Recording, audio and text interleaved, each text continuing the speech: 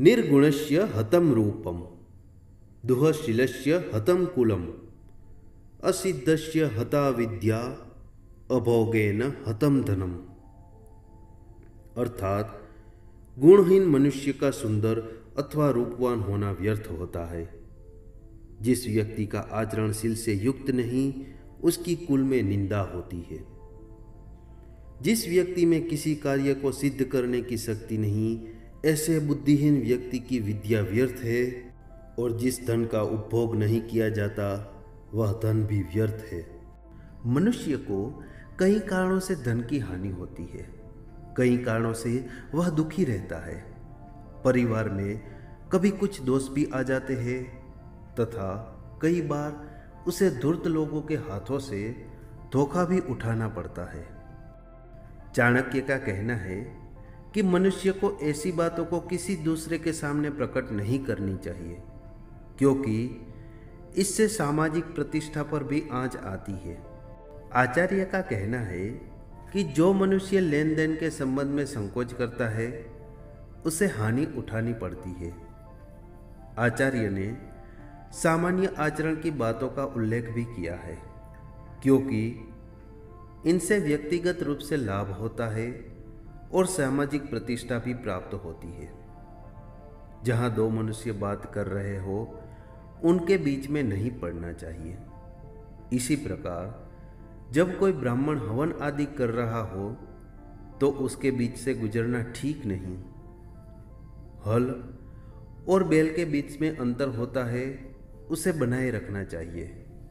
यदि उस बीच में आने का कोई प्रयत्न करेगा, तो हल्के फाल अगले तीखे भाग से घायल हो जाएगा। अग्नि, गुरु, ब्राह्मण, गौ, कन्या, वृक्ष और बालक को पैर नहीं लगाना चाहिए। चाणक्य ने जहाँ समय के अनुकूल आचरण करने की बात कही है, वहीं वे यह भी कहते हैं कि अपने से बलवान शत्रु को चतुरतापूर्वक अनुकूल व्यवहार करके प्रसन्न करना चाहिए और अपने से कमजोर दिखाई देने वाले शत्रु को भय दिखाकर वश में कर लेना चाहिए। चाणक्य कहते हैं कि व्यक्ति को अत्यंत सरल और सीधे स्वभाव का भी नहीं होना चाहिए, क्योंकि उसके हित की चिंता किसी को नहीं होती। आचार्य के अनुसार व्यक्ति को सदैव अपना रूप नहीं बदलना चाहिए और न ही अपना स्थान। चाणक्य का कहना है कि मनुष्य को सदैव सज्जनों और अपने से उत्तम पुरुषों की ही संगति करनी चाहिए। अर्थात मनुष्य का लक्ष्य होना चाहिए कि वह अपने से श्रेष्ठ व्यक्तियों से संपर्क बनाए, तभी वह संसार में सफल हो सकता है। नीच लोगों के साथ रहने में सदैव हानि होती है। अंत में आचार्य कहते हैं कि जिस प्रकार फूलों में सुगंध, तिलों में तेल, लकड़ी में आग, दूध में घी, ईख में गुड़, ये सब होने पर भी दिखाई नहीं देता, अर्थात ये चीजें उन वस्तुओं में विद्यमान रहती है, परंतु उन्हें आंखों से देखा नहीं जा सकता। इसी प्रकार मनुष्य के शरीर में आत्मा विद्यमान रहती है। इसे प्रकट करने के लिए विशेष और सुव्यवस्थित प्रयास अर्थात विशेष प्रकार की निरंतर साधना आवश्यक है। नमस्कार दोस्तों, आज हम बात करने वाले हैं चाणक्य नीति के अध्याय 8 के बारे में, जो हिंदी और संस्कृत दोनों भाषाओं में प्रस्तुत करेंगे। तो आपका ज़्यादा समय बर्बाद न करके हम वीडियो को शुरू करते हैं। अतः अष्टमोध्याय। अधमाः धनमिच्छन्ति धनं मानं च मध्यमा, उत्तमाः मानमिच्छन्ति मानो ही महतां धनम।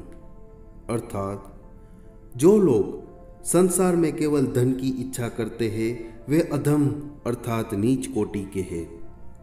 मध्यम श्रेणी के लोग धन और सम्मान दोनों की इच्छा करते हैं, जबकि उत्तम कोटि के मनुष्यों को केवल आदर सम्मान ही चाहिए। इक्षुरापः पयोमूलम तांबूलम फलम औषधम, भक्षयित्वापि कर्तव्याः स्नानदानादिका क्रिया। अर्थात गन्ना, पानी दूध, कंदमूल, पान तथा दवाइयों का सेवन करने के बाद भी स्नान आदि और धर्म कार्य किए जा सकते हैं। दीपो भक्षयते ध्वांतम कज्ज्वलम च प्रसूयते यदन्नम भक्षये नित्यम जायते त्रादृशी प्रजा। अर्थात दीपक अंधकार को खाता है और उससे काजल की उत्पत्ति होती है। इसी प्रकार मनुष्य जैसा अन्न खाता है वैसे ही उसकी संतान उत्पन्न होती है। वितम देहि गुणान्वितेषु मति मन्ना यत्र देहि क्वचित् प्राप्तम वारी निधेर्जलम घनमुखे माधुर्य युक्तम सदा जीवान स्थावर जंगमाश्च सकलान संजीव्य भूमंडलम भूय पश्य तदेव कोटि गुणितम गच्छतम अभोनिधम। अर्थात बुद्धिमान या अच्छे गुणों से युक्त मनुष्य को ही धन दो, गुणहीनों को धन मत दो। समुद्र का खारा पानी बादल के मीठे पानी से मिलकर मीठा हो जाता है और इस संसार में रहने वाले सभी जड़ चेतन, चर और अचर जीवों को जीवन देकर फिर समुद्र में मिल जाता है। चांडालानां सहस्त्रे च सूरिभिः तत्वदर्शिभिः एको हि यवनः प्रोक्तो न नीचो यवनात् परः। अर्थात तत्व को जानने वाले विद्वानों ने यह कहा है कि हजारों चांडालों के समान एक यवन अर्थात म्लेच्छ धर्म विरोधी होता है। इससे बढ़कर कोई दूसरा नीच नहीं होता। तेलाभ्यंगे चिताधुमे मेथुने क्षोर कर्मणि तावद भवति चांडालो यावत स्नानम न चाचरेत। अर्थात तेल की मालिश करने के बाद, चिता के धुएं के स्पर्श करने के बाद, स्त्री से संभोग करने के बाद और हजामत आदि करवाने के बाद मनुष्य जब तक स्नान नहीं कर लेता तब तक वह चांडाल अर्थात अशुद्ध होता है। अजीर्णे बेसजम वारी जीर्णे वारी बलप्रदम भोजने चामृतम वारी भोजन अंते विषप्रदम। अर्थात अपच की स्थिति में जल पीना औषधि का काम देता है और भोजन के पच जाने पर जल पीने से शरीर का बल बढ़ता है। भोजन के बीच में जल पीना अमृत के समान है, परंतु भोजन के अंत में जल का सेवन विष के समान हानिकारक होता है। हतम ज्ञानम क्रियाहीनम हतश्चाज्ञानतो नरः हतम निर्णायकम सैन्यम स्त्रियो नष्टा य भर्तृकाः। अर्थात आचरण के बिना ज्ञान व्यर्थ है, अज्ञान से मनुष्य नष्ट हो जाता है। सेनापति के अभाव से सेना नष्ट हो जाती है और पति से रहित स्त्रियां भी नष्ट हो जाती है। वृद्ध काले मृता भार्या बंधु हस्ते गतम धनम भोजनम च पराधीनम तिस्त्रः पुंसाम विडंबना। अर्थात वृद्धावस्था में पत्नी का देहांत हो जाना, धन अथवा संपत्ति का भाई बंधुओं के हाथ में चले जाना और भोजन के लिए दूसरों पर आश्रित रहना, यह तीनों बातें मनुष्य के लिए मृत्यु के समान है। नाग्निहोत्रम विना वेदा न च दानम विना क्रिया न भावेन विना सिद्धि अस्माद् भावो हि कारणम। अर्थात अग्निहोत्र आदि कर्मों के बिना वेदों का अध्ययन व्यर्थ है तथा दान दक्षिणा के बिना यज्ञ आदि कर्म निष्फल होते हैं। श्रद्धा और भक्ति के बिना किसी भी कार्य में सफलता प्राप्त नहीं होती। अर्थात मनुष्य की भावना ही उसके विचार, उसकी सब सिद्धियों और सफलता का कारण मानी गई है। काष्ठ पाषाण धातुनाम कृत्वा भावेन सेवनम श्रद्धया च तया सिद्धस अस्य विष्णु प्रसीदति। अर्थात लकड़ी, पत्थर अथवा धातु की मूर्ति में प्रभु की भावना और श्रद्धा रखकर उनकी पूजा की जाएगी तो सिद्धि अवश्य प्राप्त होगी। प्रभु इस भक्त पर अवश्य प्रसन्न होते हैं। न देवो विद्यते काष्ठे न पाषाणे न मृण्मये भावे ही विद्यते देवस अस्माद भावो ही कारणम। अर्थात देवता अथवा परमेश्वर काठ अथवा पत्थर की मूर्ति में नहीं है।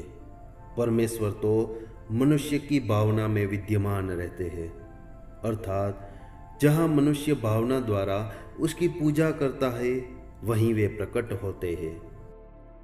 शांति तुल्यम तपो नास्ति न संतोषतात् परम सुखम न तृष्णाया परो व्याधिर न च धर्मो दया परम।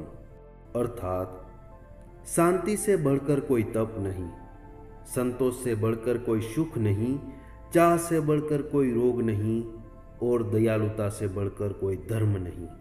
क्रोधो वेवस्वतो राजा तृष्णा वेतरणी नदी विद्या काम दुधा धेनु संतोषो नंदनवनम।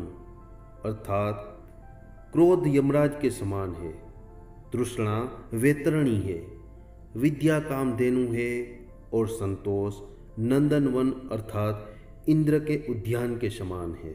गुणो भुष्यते रूपम शीलम भुष्यते कुलम सिद्धि भुष्यते विद्याम भोगो भुष्यते धनम। अर्थात गुणों से मनुष्य के सौंदर्य की वृद्धि होती है, शील से कुल की शोभा होती है, कार्यों में सफलता से विद्या शोभित होती है और धन के सही उपभोग से धन की शोभा बढ़ती है। निर्गुणस्य हतम रूपम दुहशीलस्य हतम कुलम असिद्धस्य हता विद्या अभोगेन हतम धनम। अर्थात गुणहीन मनुष्य का सुंदर अथवा रूपवान होना व्यर्थ होता है। जिस व्यक्ति का आचरण शील से युक्त नहीं उसकी कुल में निंदा होती है। जिस व्यक्ति में किसी कार्य को सिद्ध करने की शक्ति नहीं ऐसे बुद्धिहीन व्यक्ति की विद्या व्यर्थ है और जिस धन का उपभोग नहीं किया जाता वह धन भी व्यर्थ है। सुचिर भूमि गतम तोयम शुद्धा नारी पतिव्रता शुचि क्षेम करो राजा संतोषी ब्राह्मण शुचि। अर्थात भूमि के अंदर से निकलने वाला पानी शुद्ध माना जाता है, पतिव्रता नारी पवित्र होती है, लोगों का कल्याण करने वाला राजा पवित्र माना जाता है और संतोषी ब्राह्मण को भी पवित्र माना गया है। असंतुष्टा द्विजा नष्टा संतुष्टाश्च महीभृत सल्लज्जा गणिका नष्टा निर्लज्जाश्च कुलांगना। अर्थात संतोष रहित ब्राह्मण, संतुष्ट होने वाला राजा, शर्म करने वाली वेश्या और लज्जाहीन कुलीन स्त्रियां नष्ट हो जाती है। किम कुलेन विशालेन विद्याहीनेन देहिनाम दुष्कुलीनोपि विद्वाश्च देवेरपि सुपूज्यते। अर्थात यदि कुल विद्याहीन है तो उसके विशाल और बड़े होने से कोई लाभ नहीं। यदि बुरे कुल में उत्पन्न हुआ व्यक्ति विद्वान है तो देवता भी उसकी पूजा करते हैं। विद्वान प्रशस्यते लोके विद्वान गच्छति गौरम विद्यया लभते सर्वम विद्या सर्वत्र पूज्यते।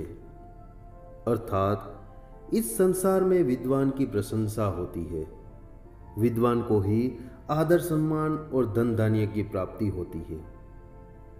प्रत्येक वस्तु की प्राप्ति विद्या द्वारा ही होती है और विद्या की सब जगह पूजा होती है।